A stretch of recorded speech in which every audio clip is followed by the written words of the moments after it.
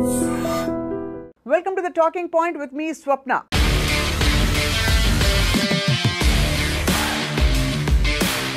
భారత సైన్యం ఇప్పుడు ఒక కొత్త నిర్ణయం తీసుకుంది.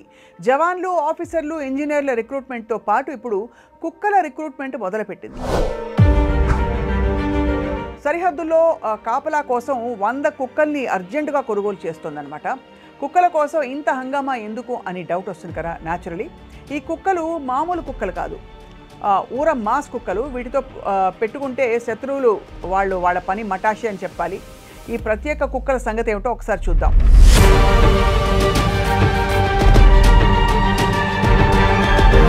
భారత సైన్యం హిమాలయ సరిహద్దుల దగ్గర కొన్ని ఇబ్బందులు ఎదుర్కొంటోంది.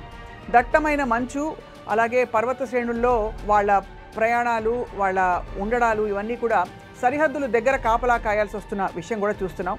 అండ్ ముఖ్యంగా సరిహద్దుకు బాగా దగ్గరగా వెళ్ళి చూసుకుంటే తప్ప సరిపోవడం లేదు. అలాగని బోర్డర్స్లో కంచె దగ్గర దాకా వెళ్ళడం అంటే ప్రాణాలతో చెలగాటం ఆడడం అనుకోవాలి.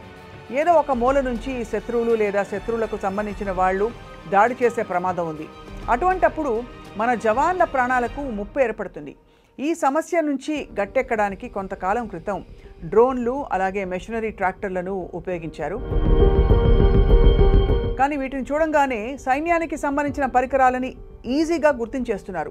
దీంతో వీటిని దొంగచాటుగా కూల్చేయడం పరిపాటిగా మారింది. అందుచేత వీటిని సంరక్షించుకోవడం సైనిక బలగాలకు ఒక పెద్ద తలనొప్పిగా కూడా మారింది. ఈ పరిస్థితుల్లో భారత సైన్యం కుక్కల్ని నమ్ముకుంటోంది. ఇవేవి మామూలు కుక్కలు కాదు,